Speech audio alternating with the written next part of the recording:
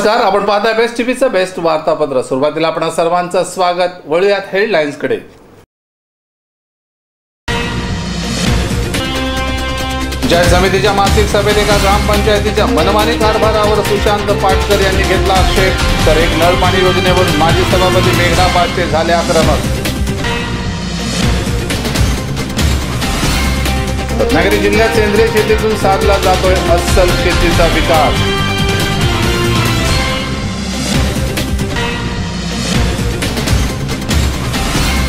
महामार्गाचा उपजीकरणासाठी भोसले घाट तोडला।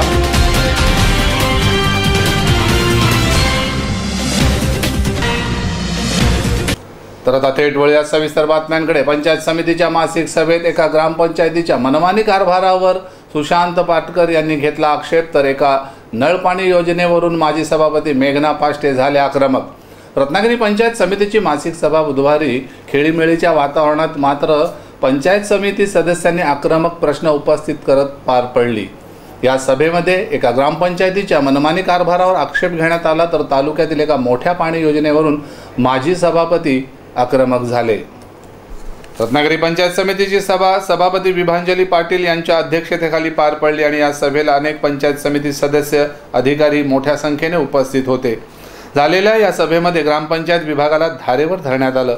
मेरवी गावातील ग्रामस्थ गेली 2 वर्ष पंचायत समितीकडे अनधिकृत बांधकामाबाबत दाद मागत असून त्यांच्याकडून त्याची दखल घेतली जात नसल्याने पंचायत समिती सभापती सुशांत पाटकर यांनी आक्षेप घेतला, तर दुसरीकडे जयगड परिसरातील एका नळपाणी योजनेवरून पंचायत समिती सदस्या मेघना पाटके यांनी प्रश्न उपस्थित केले।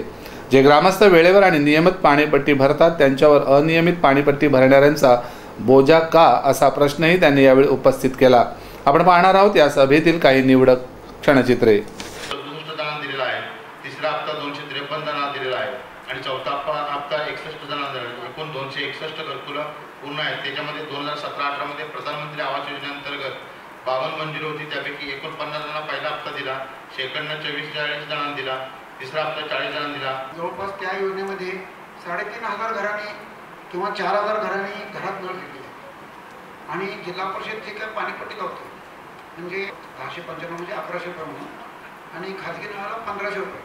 मग आपल्या ग्रामपंचायती काय करतात, लावले वसूल करायचे पण ते जिल्हा परिषदेला भरायचे नाही, अशा बऱ्याच अनियमितता जिल्हा परिषदेच्या लक्षात आल्या आणि आपण पाणी देऊन सुद्धा ते नाही म्हणतो। याच्यावर जिल्हा परिषदेनं असं निर्णय घेतला। आता प्रत्यक्ष माझ्याकडेच पाणी येत नाही आहे हे तर मी सांगत चुकीचं आहे या ठिकाणी, कारण पाण्याचं नियोजनच त्या ठिकाणी व्यवस्थित केलं जात नाही तर पाणी लोकांपर्यंत पोहोचणारच कसं ना। आणि त्याला मंजूर केले ते महाराष्ट्र जीवन प्राधिकरण करते। पुढच्या मीटिंगला पण त्यांना बोलवून त्यांच्याकडून रिपोर्ट घेते आणि वाढीव पाणीपट्टी आहे तो जिल्हा परिषदेला जो काही खर्च येतो योजना चालवण्यासाठी तो आता जो काय त्यांनी पाणीपट्टीचा दर ते ठरवायचा विचाराधीन आहे।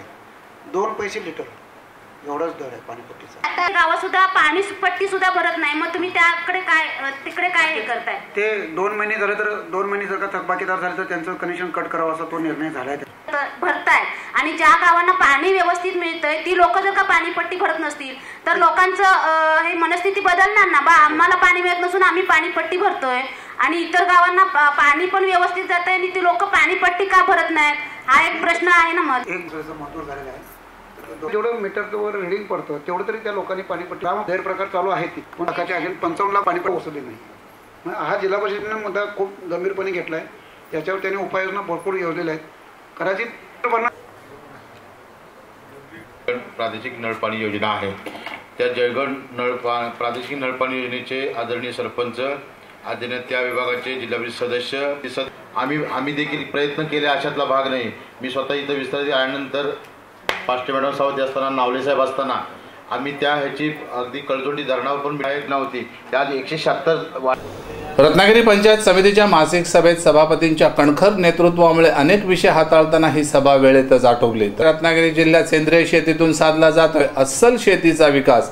रत्नागिरी जिल्ह्यात उगवणारी भात शेती तसेच अन्य शेती सेंद्रिय शेतीतून पिकवण्याचा ध्यास जिल्ह्यातील 28 सेंद्रिय शेती बचत गटांनी घेतला असून या शेतीमुळे विषमुक्त शेतीला चालना मिळणार आहे।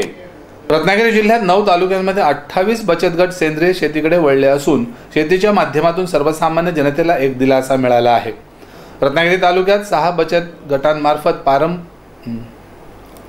रत्नागिरी तालुक्यात 6 बचत गटांमार्फत परंपरागत कृषी विकास योजनेअंतर्गत सेंद्रिय शेती केली जाते। यामध्ये तालुक्यातील खानू गावातील इको फ्रेंडली फार्मर गट, निरुळ गावातील स्वयंभू शेती गट, वाटत गावातील लक्ष्मीकांत सेंद्रिय गट, त्याचप्रमाणे टिके गावातील कृषी कन्या सेंद्रिय शेती गट, केळे गावातील मंगलमूर्ती सेंद्रिय शेती गट आणि पावस गावातील परशुराम सेंद्रिय शेती गट हे कृषी संलग्न व्यवसाय करीत असून त्यांच्या या सेंद्रिय शेती कृषी विकास योजनेतून अनेक पिकांची शेती नावारूपाला आली आहे। राजापूर तालुक्यामध्ये पंचमुखी सेंद्रिय शेती उत्पादक गट आणि गव्हाणे कोलते सेंद्रिय कृषी उत्पादक गट निर्माण झाले आहेत। एकूणच रत्नागिरी जिल्ह्यात असणाऱ्या शेतकऱ्यांचा ओढा सेंद्रिय शेतीकडे वळू लागला आहे। सेंद्रिय शेतीच्या माध्यमातून रत्नागिरीत अस्सल शेती पिकण्यास सुरुवात झाली असून या सेंद्रिय शेतीचा आस्वाद शेतकऱ्यांनी घ्यावा असं जनतेतून बोललं जात आहे। तर महामार्गाचा उपद्रीकरणासाठी भोसते घाट तोडला। मुंबई गोवा महामार्गावरील असणारा भोसते घाट पोखरण्याचं काम युद्ध पातळीवर सुरू असून या घाटातील अनेक अवघड ठिकाणी मृत्यूला कवटाळणारे असल्याने हा घाट रुंद करण्याच्या दृष्टीने पोखरण्याचं काम वेगानं सुरू झालं आहे। रत्नागिरी जिल्ह्यातील मुंबई गोवा महामार्गावर असणारा अवघड भोसते घाट पोखरण्याचं काम सध्या युद्ध पातळीवर सुरू असून या घाटातील मृत्यूचे वळण म्हणून ओळखलं जाणारं अवघड वळण चौपदरीकरणात काढून टाकण्यात येणार आहे। तर दुसऱ्या ठिकाणी असणाऱ्या काटकोनातील वळण ही धोकादायक असून वळणावर दरीच्या बाजूला मजबूत संरक्षक भिंत उभारण्यात येणार आहे। अपघाताचा धोका कायमस्वरूपी टाळण्यासाठी भोसते घाट पूर्णपणे रुंदीकरण करून तोडला जात आहे। त्यामुळे सर्वसामान्य जनतेतून समाधान व्यक्त केलं जात आहे। या चौपदरीकरणात हातखंबा ते संगमेश्वर आणि संगमेश्वर ते गुहागर या रस्त्यावर अनेक वळणे काढून टाकली जाणार असून एकसंघ महामार्ग सुरू करण्याचं काम प्रगतीपथावर आहे। मुंबई गोवा महामार्गाचं काम वेगानं सुरू असून हे काम लवकरच पूर्ण होईल असा विश्वास आता जनतेला वाटू लागला आहे। या होत्याच्या सविस्तर बातम्या आणि आता जाता जाता शेवटी पुन्हा एक नजर ठळक घडामोडींवर। पंचायत समितीच्या मासिक सभेत एका ग्रामपंचायतीच्या मनमानी कारभारावर सुशांत पाटकर यांनी घेतला आक्षेप, तर एक नळ पाणी योजनेवरून माजी सभापती मेघना पाटते झाले आक्रमक। रत्नागिरी जिल्ह्यात सेंद्रिय शेतीतून साधला जातोय अस्सल शेतीचा विकास।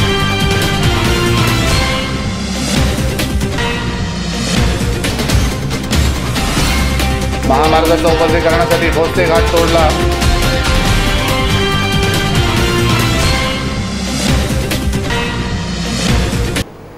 आणि याबरोबरच हे बातमीपत्र संपलं। भेटूया पुढच्या बातमीपत्रात। ताज्या घडामोडींसाठी पाहत रहा फक्त बेस्ट टीव्हीचं बेस्ट वार्तापत्र।